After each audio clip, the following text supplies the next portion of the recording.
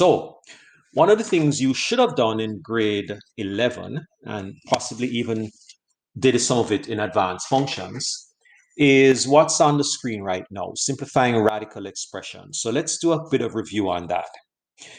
The square root of 48. Does anybody remember how you simplify a radical like that? The square root of 48. Anybody remember how that works?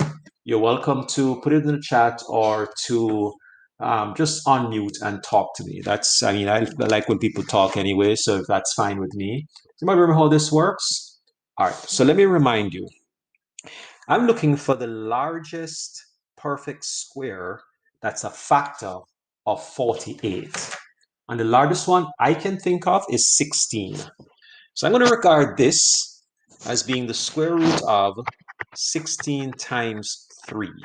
You can verify that for yourself. Thank you, Ashlan. That 16 times 3 is in fact 48.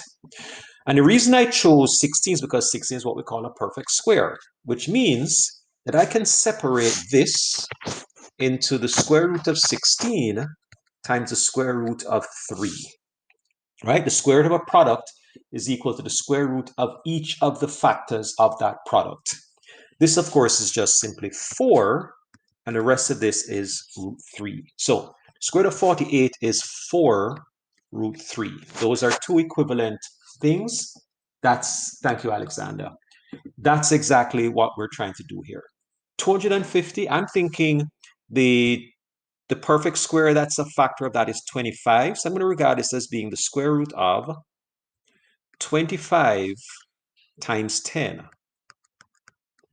which means, let me just erase, let me just erase this here, which means that that's equal to, I'm going to skip a step here, right? Is it 10 times 5? Well, it's the square root of, it's 5 times the square root of 10. I'm going to take the square root of 25 times the square root of 10, and yes, that'll be 5 root 10. Okay, Anika, great. And of course, if the 10 could have been, and Alexander was way ahead of us there, if the 10 could have been reduced some more, then we would have, but it can't be, not as far as I know. Excuse me. Yeah, let's look at this one now. I'm thinking, what two numbers multiply to give me 3,200? That one isn't so easy. Can anybody think of 1,600 times 2? Wow, you guys are good.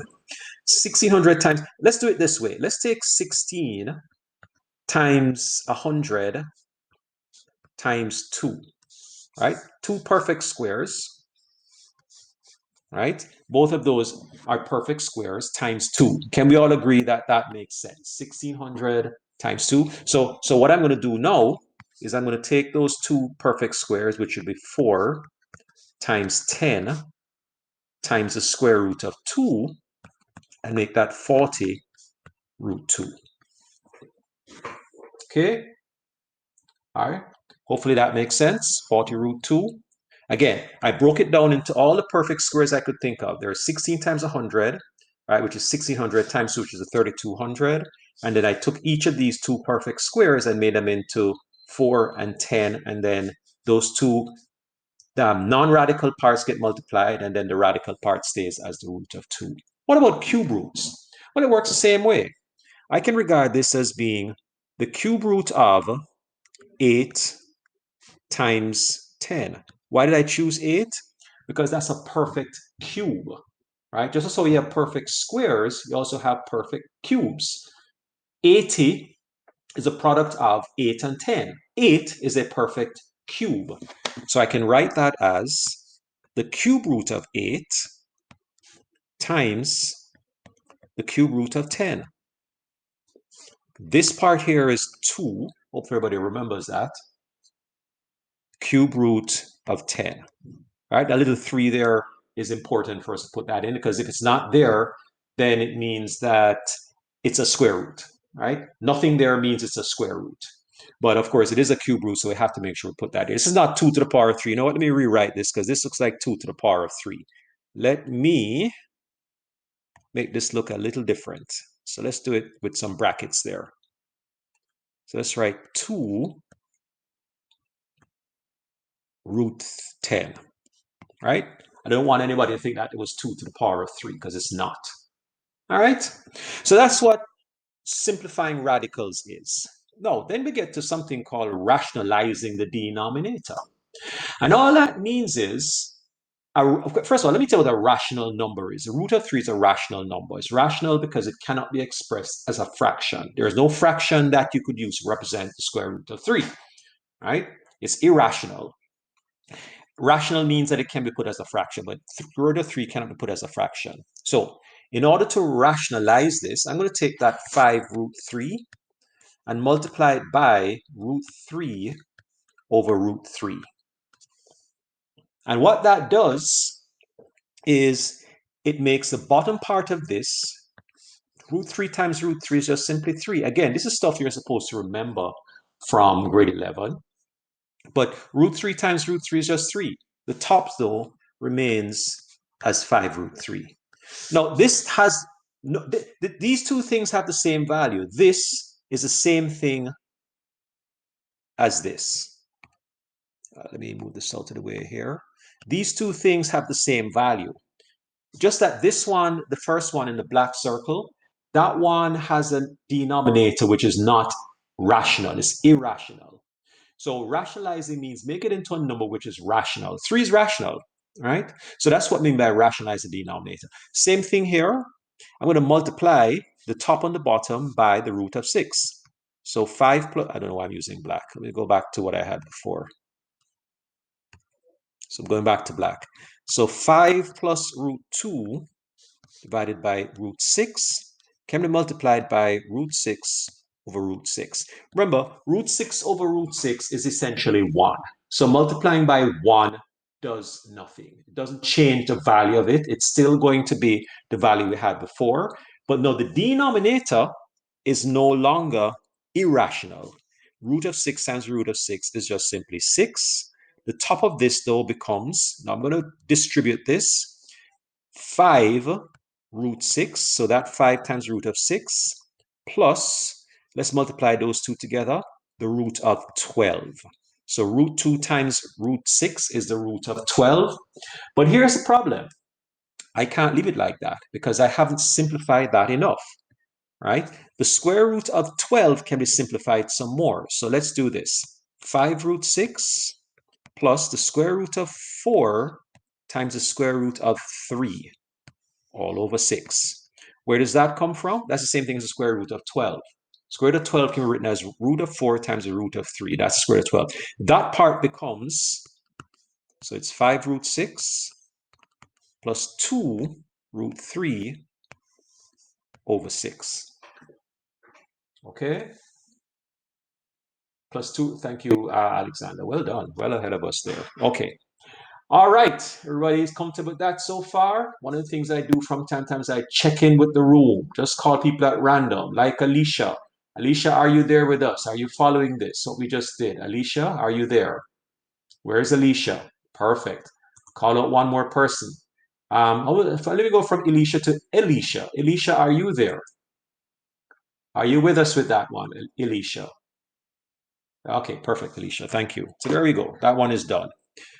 Okay, I'll do one more with you.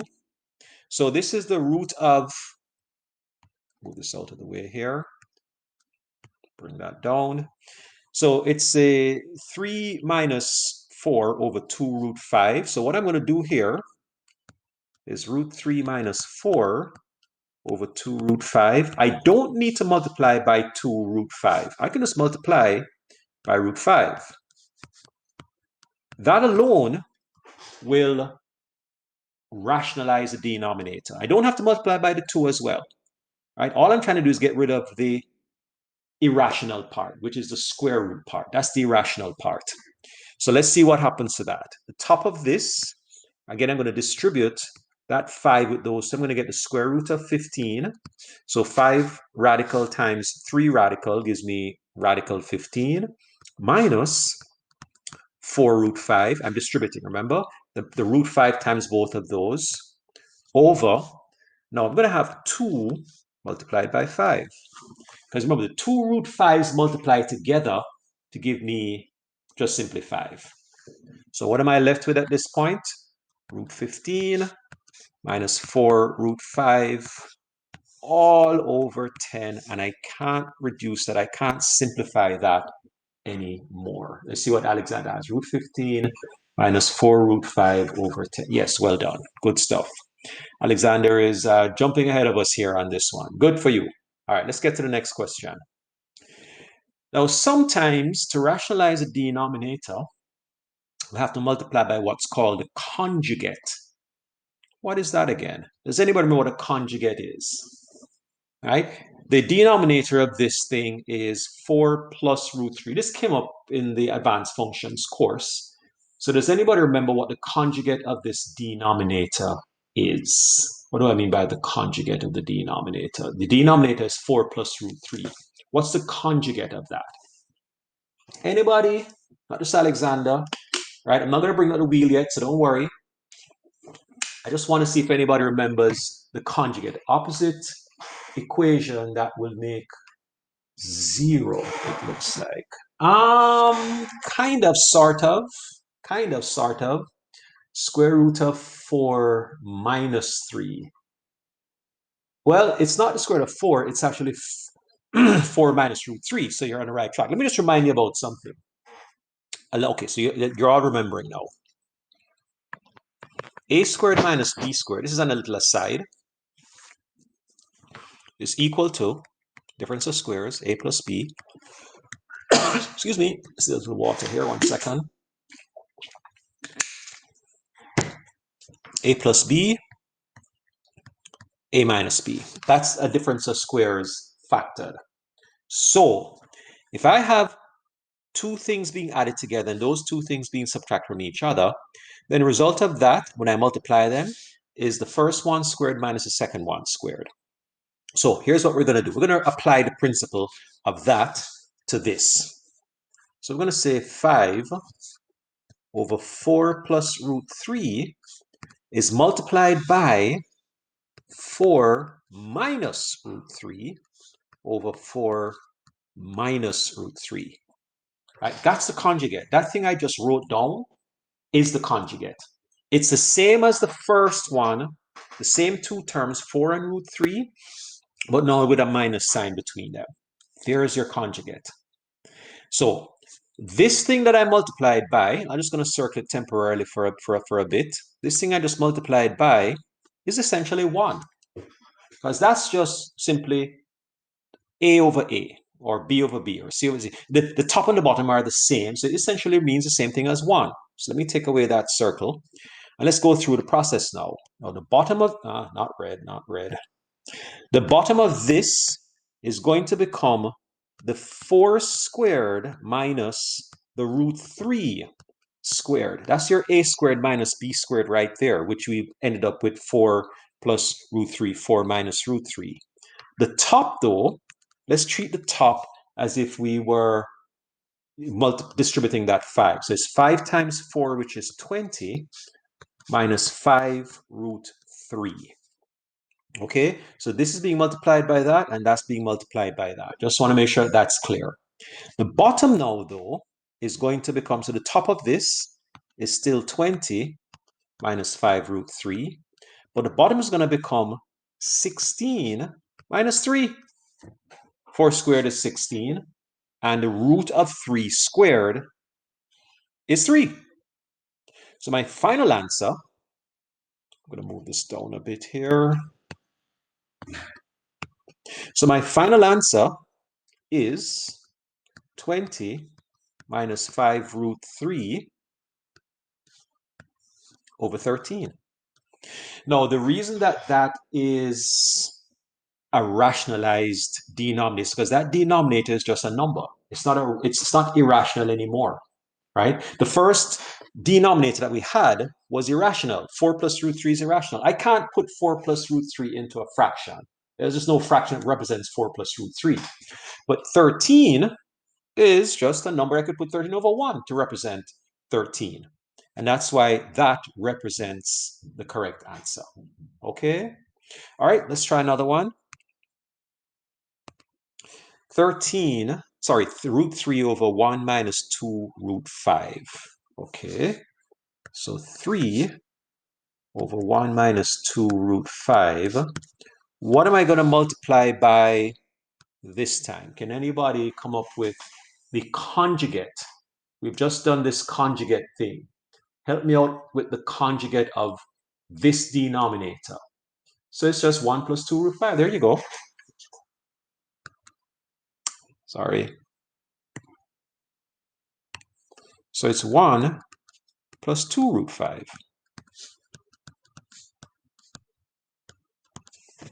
Okay, so what does that mean now? The top, remember, you're distributing that 3 into this top here. So that's going to become 3 equals, that's going to become 3 times 1 plus 6 root 5, right? You can only multiply the non-radical parts together, but the radical part can't be multiplied with the non-radical part. Somebody has a question apparently?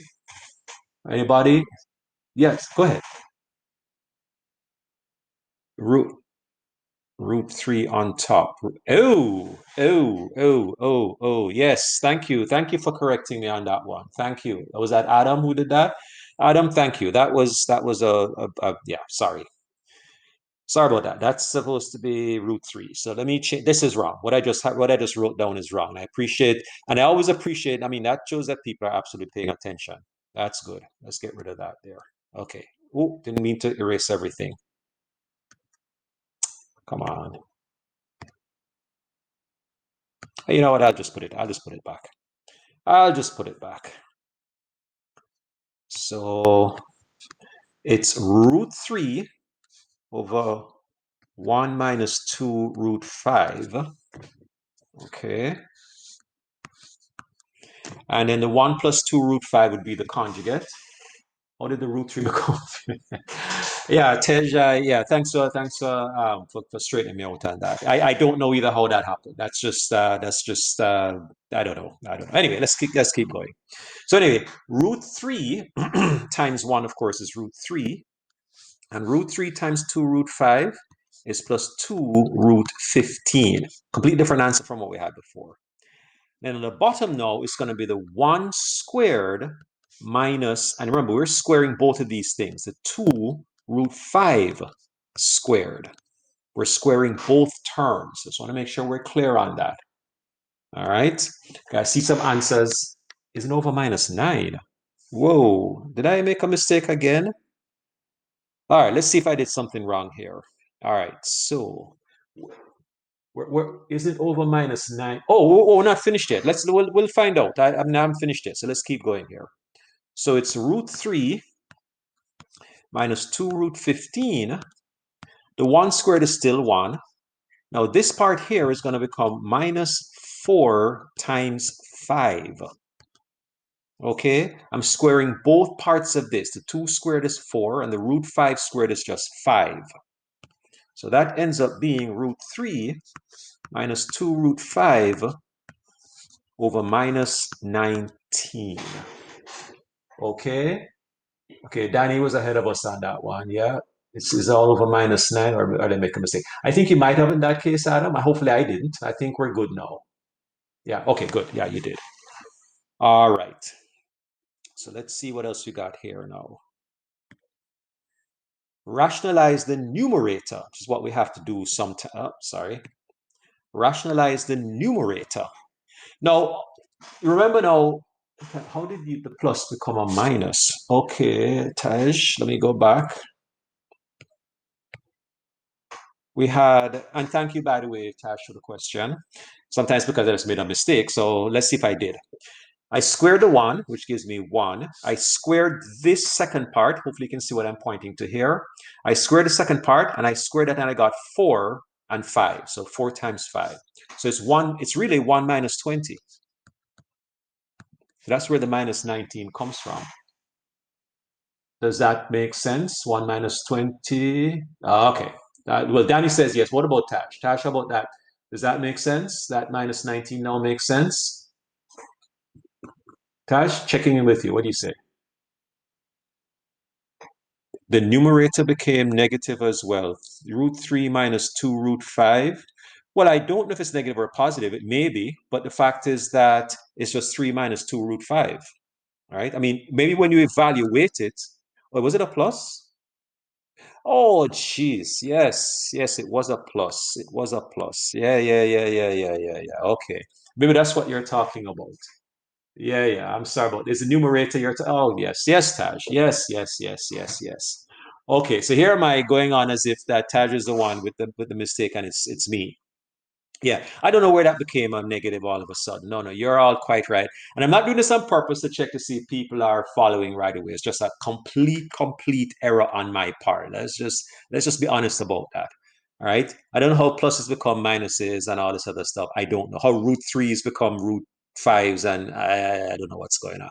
Anyway, so there you go. I changed that, and I think we're good now. All right. So let's get back to rationalizing numerators. We're going to finish up on this one. Keeping you on your thanks, Adam. Sometimes I need that. Believe me, sometimes I do need that. Anyway, so let's finish up with rationalizing the numerator. So the goal here, and this will come up when we're trying to do some of the calculus later on, is in order to simplify an expression, right, so that we don't end up with something that is in undefined, we have to rationalize not the denominator but the numerator. So how do we do that? Well, we do the same thing that we're doing before. We're going to take the 5 root 7 over root 3 and not multiply by root 3 over root 3, multiply by root 7 over root 7, because our goal here is to make the numerator become rational, not the denominator, right? So that should give us 5 times 7 over the root of 21. Hopefully that makes sense. Right? So the 5 times the root 7 times root 7 gives us, of course, 35 over the square root of 21. Now, if you can reduce any of these radicals, you should. Root of 21 cannot be reduced. So you just sort of leave that as it is. I believe this is the last one here. Again, you're rationalizing the numerator. So I'm going to take the root 3 plus 2. I'm being so careful now, Adam. I don't want to mess anything else up. Over the root 5 minus 2. I'm going to multiply not by root 5 plus 2. I'm going to multiply now by root 3 minus 2 and root 3 minus 2. Okay, top and bottom has to be the same. So the conjugate of the top is the root 3 minus 2, right? It's root 3 plus 2 and then times root 3 minus 2. So now we have to treat this as if it's like a FOIL situation, right? Now the top is going to become the root 3 squared minus the 2 squared. Remember, at the end of it, the top is supposed to be, why is it minus 2? Because it's the conjugate. So root 3 plus 2, the conjugate of that is the minus 2. Okay? All right, good. Great, Stephen. And thanks for those questions, by the way, Stephen. I appreciate that. Keep them coming. Anyway, so where am I? So it's going to be the first term squared minus the second term squared. And then we're going to have to use a FOIL method now for the bottom, right? So root 5 times root 3 would be root 15. Root 5 times minus 2 is minus 2 root 5. Minus 2 times root 3 is minus 2 root 3. And then minus 2 times minus 2, of course, is plus 4. So we are going to simplify this as much as we can. Root 3 squared, remember, is just simply 3 minus 4. The bottom, I don't think there's anything you can simplify on the bottom. So it's root 15 minus 2 root 5 minus 2 root 3 plus 4. And of course, the top, the only other thing that we need to do is to make that into minus 1 over root 15 minus 2 root 5 minus 2 root 3 plus 4. Okay,